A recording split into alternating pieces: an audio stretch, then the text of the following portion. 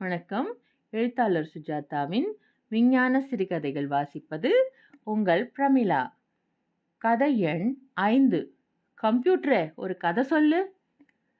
அந்த மருந்தை சாப்பிட்டதிலிருந்து ஒரு வாரமாக எனக்கு வயிறு சரியில்லை. நேற்றுதான் புரட்சி நின்றது. இன்று காலை மாலத்தியை பார்க்க சென்றேன். நல்லவேளை மாலத்தி இருந்தாள். கொஞ்சம் நம்பிக்கையுடன், அப்பா இல்லையா மாலத்தி என்று கேட்டேன். இருக்கிறார், மாடியில் என்று மேலே பார்த்து கொண்டு சொன்னாள். சாமியார் இருக்கிறாரா? சாமியாரா என்று கேட்டு புன்னகைக்க ஆரம்பித்தாள். செந்தில்நாத புலவர்? புன்னகை சிரிப்பாக மாறியது. கவர்ச்சிகரமாக ரசித்து சிரித்தாள். நீ சிரிப்பது அழகாக இருக்கிறது.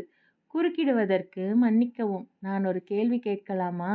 ஏன் சிரிக்கிறாய்? அவள் மேலும் சிரித்தாள்.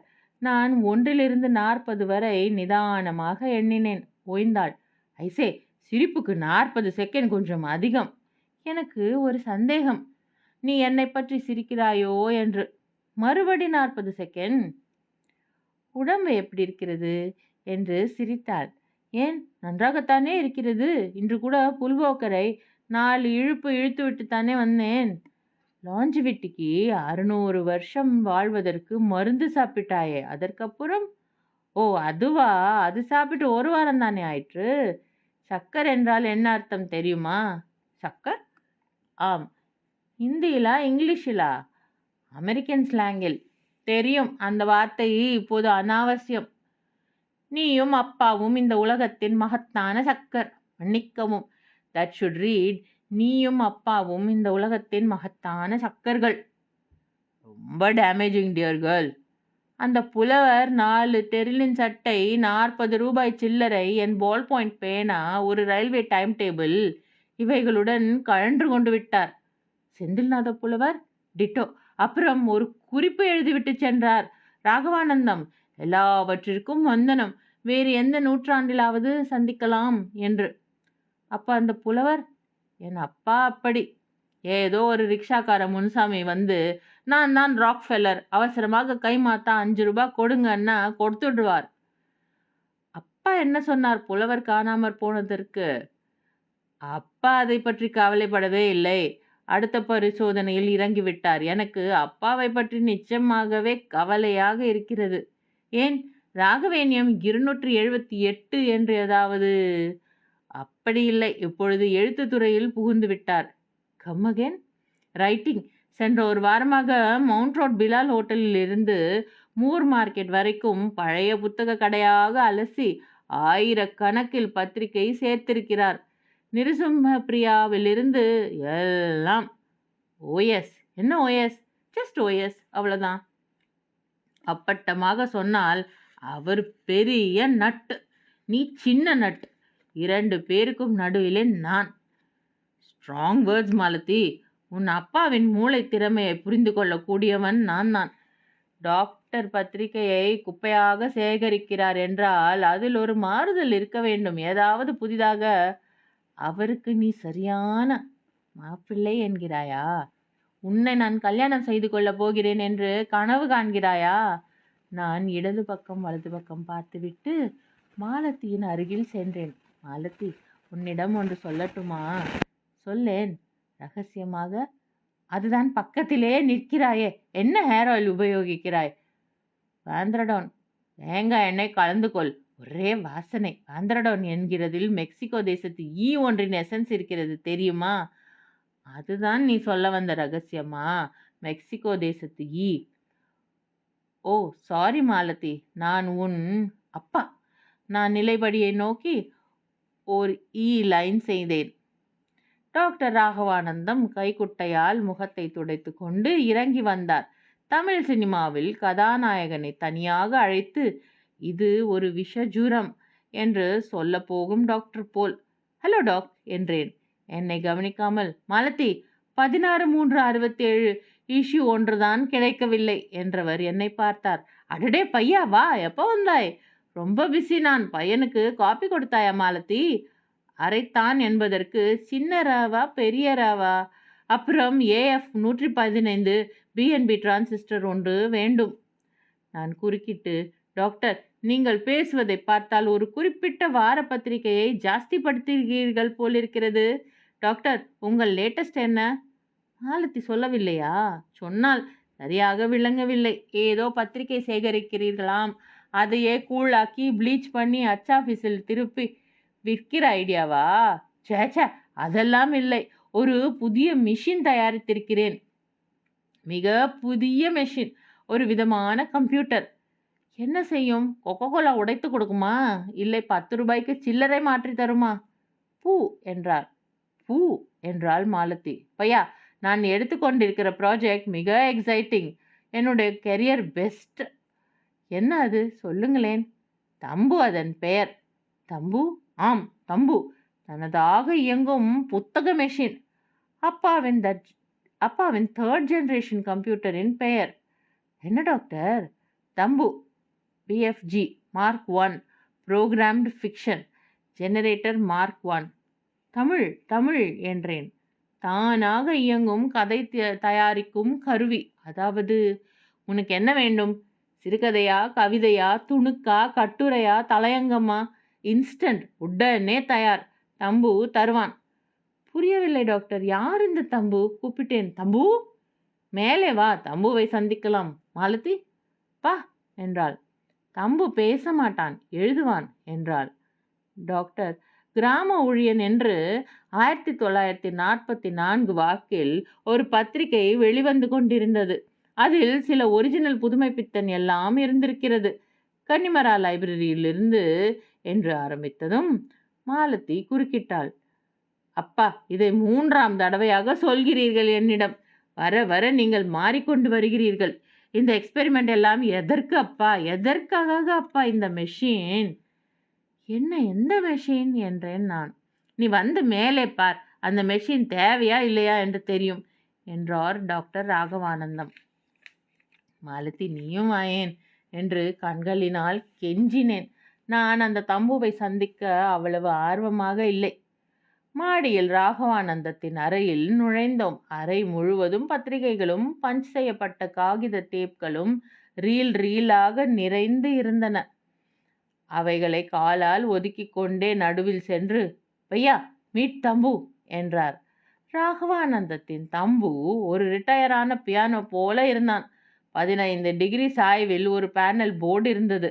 அதில் வச வச என்று பட்டன்கள் இருந்தன.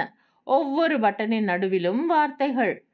தம்புவின் நடுபாகத்தில் ஒரு டைப்ரைட்டர் இருந்தது, அதாவது கீபோர்டு விளக்கப்பட்ட டைப்ரைட்டர். தம்பு ஒரே சமயத்தில் ஒரு டெலிஃபோன் எக்ஸ்சேஞ்சையும் எவர்சில்வர் பாத்திர கடையையும் எலக்ட்ரானிக்ஸையும் ஞாபகப்படுத்தினான். பச்சை சிவப்பு விளக்குகள், சுவிட்சுகள், பேட்ச் கார்டுகள், ஒரே ரிங் டிங் டிங்.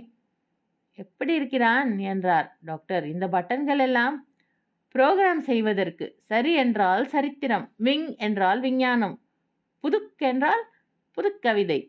தம்பு எப்படி வேலை செய்கிறான் பார்க்கிறாயா? தம்புவின் பின்பக்கத்தில் டாக்டர் மறைந்தார். என்ன செய்கிறீர்கள் டாக்டர்? மெயின் சப்ளை கொடுக்கிறேன். பிளக் பாயிண்டில் செருகியதும் தம்பு கிளக் என்றான். ஐ பெக் யுவர் பார்டன் என்றேன்.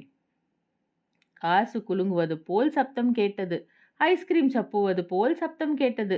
ரெடி என்கிற விளக்கு எரிந்தது. புரோகிராமுக்கு மெஷின் ரெடி. என்ன வேண்டும் உனக்கு என்றார் டாக்டர். மசால் தோசை. நான் அதை கேட்கவில்லை. சிறுகதையா, கவிதையா, கட்டுரையா? சின்னதாக ஏதாவது. நீயே தெரிந்தெடு. இஷ்டமான பட்டனை அமுக்கு. நான் இடது கையை தம்புவின் மேல் ஊன்றிக்கொண்டு என்று விட்டத்தை நோக்கி எம்பி கீழே வந்தேன். டாக்டர், ஷாக் அடிக்கிறது. ஓ எஸ், மறந்துவிட்டேன். மெஷினை ஏர்த் பண்ணவில்லை.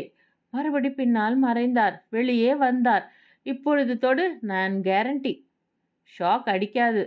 எதற்கும் ஒரு மரப்பலகை போட்டால் நல்லது. அதில் நின்று கொண்டு, பயப்படாதே, நான் தொடுகிறேன் பார்.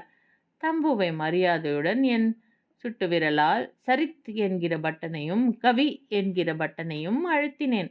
கவர்ச்சி என்றால் என்ன டாக்டர்? கவர்ச்சி, செக்ஸ். 10, 20 என்று எவ்வளவு சதவிகிதம் வேண்டுமோ அவ்வளவு தேர்ந்தெடுக்கலாம். கவர்ச்சியில் 50ஐ அழுத்தினேன்.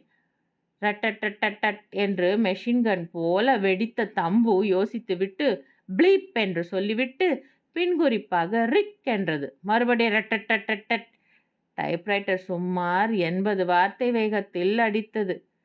கதவை திறந்து கவனித்து வந்த ராஜராஜ சோழன் அங்கு விதவைக்கு மொத்தம் 18 தந்த ராஜராஜ சோழன். ஹோல்ட் இட் என்றாள் மாலதி. எப்படி சரித்திரம்? கவர்ச்சி 50% என்று ஸ்டாப் பட்டனை அழுத்த தம்பு ஓய்ந்தது. நான் விங் துணுக் பட்டன்களை அழுத்த தம்பு கீழ்கண்டவாறு தட்டினான். ஜூலியஸ் ஷ்மிட் என்கிற அமெரிக்க மருத்துவ தயாரிப்பாளர் தயாரித்துள்ள ரசாயன பொருள் 20 வினாடியில் ஒரு பெண் கர்ப்பமா இல்லையா என்று கண்டுபிடித்து விடுகிறது. ஆதாரம் நியூஸ்வீக். உபரியாக 4-5 லைன் ஃபீடை கொடுத்துவிட்டு சில எக்ஸ்களை அடித்துவிட்டு ஓய்ந்தான். ரிமார்க்கபிள் டாக்டர் என்றேன். என்ன ரிமார்க்கபிள்? இந்த மெஷினால் என்ன உபயோகம் என்றாள் மாலதி. இந்த மெஷின் சும்மா கதை கவிதை எழுதுவதற்காக மட்டும் இல்லை. இந்த மெஷின் பெரிய பெரிய விஷயங்களை எல்லாம் செய்ய போகிறது. செஸ் ஆட போகிறது, ஜாதக பொருத்தம் பார்க்க போகிறது, புதிய புதிய இசைகள் அமைக்க போகிறது, டிராயிங் போட போகிறது. இதற்கெல்லாம் முன்னோடியாக இந்த கதை கட்டுரை திறமையை அமைத்திருக்கிறேன். ஒரு டெமான்ஸ்ட்ரேஷனுக்காக. IBM இதனிடம் பிச்சை வாங்க வேண்டும். நம்முடைய பத்திரிகைகளை அலசியதில் அவைகளில் வரும் விஷயங்களை எல்லாம் சுலபமாக பாகுபடுத்திவிட முடிந்தது.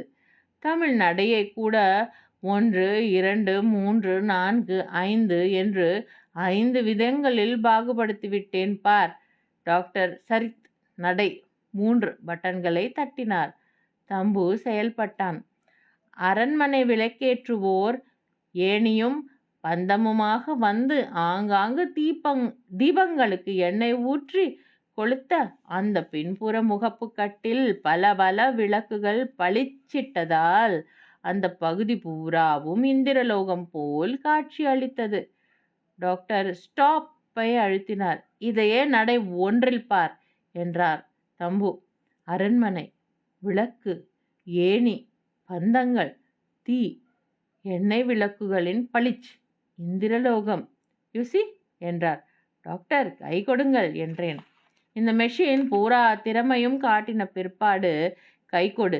எத்தனை ஷிஃப்ட் ரெஜிஸ்டர், எத்தனை ரிங் கவுண்டர், சர்க்கியூட்கள் திருகி இணைத்திருக்கிறேன். முதலில் அல்கோவில் தான் ப்ரோக்ராம் பண்ண நினைத்தேன். ஆனால் டாக்டர் மேலே பேசின பேச்சுகளில் கம்ப்யூட்டர் டெக்னாலஜியின் வார்த்தைகள் அதிகம் இருந்ததால் அவைகளை விட்டுவிட்டேன். மேலும் டெலிஃபோன் மணி அடித்ததால் டாக்டர் எக்ஸ்கியூஸ் மீ என்று கீழே கிளம்பி விட்டார். நானும் மாலத்தியும் தம்புவும் தனியாக இருந்தோம். மாலதி, தம்புவை பற்றி என்ன நினைக்கிறாய் நீ என்றேன். காசு விரயம், நேரம் விரயம். இல்லை, நான் அப்படி நினைக்கவில்லை. இதனால் என்ன உபயோகம்? ஒரு நைலெக்சாரி கிடைக்குமா? கிடைக்கும்.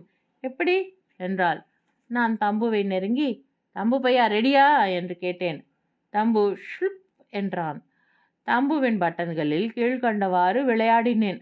சமு கதை, திகில் 50, கவர்ச் 50, நடை 2. தம்பு ஒரு கதை எழுத போகிறான். அதை காசாக்கி உனக்கு நைலெக்ஸ். சேகர் மெதுவாக கதவை தட்டினான். திறந்திருக்கிறது என்று பதில் வந்தது. பெண் பதில். உள்ளே நுழைந்தான். தன் பின்னங்காலால் கதவை மூடினான். நளினியை பார்த்தான். திறந்திருக்கிறது என்று சொன்னது கதவை பற்றித்தானே? ஏன் என்றாள். சாரி. ஓ சாரி, திரும்பிக் கொள்ளுங்கள். கொஞ்சம் அந்த பக்கம் திரும்பினான். ஜன்னல் திறந்திருந்தது. வெளியே நகரம் உறங்கிக் கொண்டிருந்தது. ஜன்னல் கண்ணாடியின் மெல்லிய பிரதிபிம்பத்தில் நளினி தெரிந்தாள்.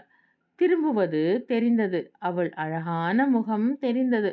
அழகான மூக்கு, அழகான உதடுகள், அழகிய கழுத்து, அதன் அழகிய ஒற்றை மாலை, அதன் பெண்டன்ட் இளைப்பாரி கொண்டிருந்தமா.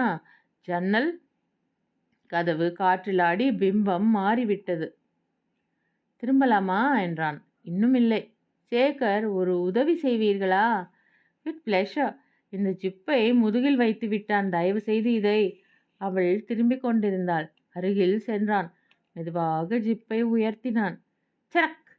ஜிப்பை மறுபடி பிரித்தான். அவளை திருப்பினான். சேகர், சேகர், லைட் என்றாள். எரியட்டும். அவன் கைகள் மிக மெதுவாக அவள் இடுப்பின் பக்க வளைவுகளில் பிரயாணம் செய்து மெதுவாக மேலே வந்து புஜங்களில், தோள்களில், பின்பு கழுத்தில் சரேல் என்று அவனை உதறிவிட்டு சேகர் திரும்பி ஜடவிரசல் நீ கிளாக் பல்ஸ் வந்தது த்ருபுல்லா ராகவ ஜனகரமன நத்யா. விரலை கடித்து கொண்டு காத்திருந்த நான், என்ன ஆச்சு என்று கேட்டேன். மாலதி, காரே மூரே என்று அடிக்கிறது என்றாள். தம்பு விடாமுயற்சியாக லாமா லாமா என்று அடித்து கொண்டிருந்தது. டாக்டரே வந்துவிட்டார். வாட் ஹேப்பன் என்றார். தெரியவில்லை, திடீரென்று இட் வென்ட் பெர்சக். பாருங்கள். தம்பு ஊ ஊ ஊ என்று பழைய ஆஸ்டின் கார் போல டாக்டர் ஸ்டாப் பட்டனை அழுத்தியும் தம்பு மேலே மேலே பைத்தியக்காரத்தனமாக அடித்து கொண்டே சென்றது. ஐயா, சீக்கிரம் போய் அந்த பிளக்கை பிடுங்கு. பிடுங்கினதும் தான் தம்பு அடங்கினான். அந்த மல்டிமீட்டரை எடு. டாக்டர், அந்த சேகர் என்னானான்? சேகர்? யார் சேகர்? என்ன உளறுகிறாய்? கதை ஒன்று ஜோராக இரு. டாக்டர் தம்புவின் வயிற்றை திறந்து சோதித்தார். அந்த நளினி பாவம். டாக்டர், நளினி உயிருடன் இருக்கிறாளா? பார்த்து சொல்லிவிடுங்கள் என்றேன். டாக்டர் வெளிப்பட்டார். அவர் கையில் கருகி போன ஒரு சிறிய சமாச்சாரம் பட்டாணி போல் இருந்தது. ஷட்! பிடுங்கி கொண்டு விட்டது. Over current. ஜீனர் டயோடென் 3455. அமெரிக்காவுக்கு எழுதி வரவழைக்க வேண்டும். ஸ்பேர் இல்லை? இல்லை. அது இல்லாவிட்டால் வேலை செய்யாதா தம்பு? ஸ்டெபிலைசர் சர்க்கியூட் அண்ணா அபினா என்று அடிக்கும். அப்போ அந்த கதை? என் நைலக் சாரி, இரண்டும் அமெரிக்காவில் இருந்துதான் வர வேண்டுமா? டாக்டர் எங்களை கவனிக்கவில்லை. எப்படி ஓவர் கரண்ட் ஆச்சு? டிசைனில் சரியாகத்தானே பேஸ் ரெசிஸ்டன்ஸ் போட்டிருந்தேன் என்று பேப்பர் பென்சிலை எடுத்துக்கொண்டு உட்கார்ந்து விட்டார். 1969. மீண்டும் அடுத்த கதையில் சந்திக்கும் வரை உங்களிடமிருந்து விடை பெறுவது உங்கள் பிரமிளா. வணக்கம்.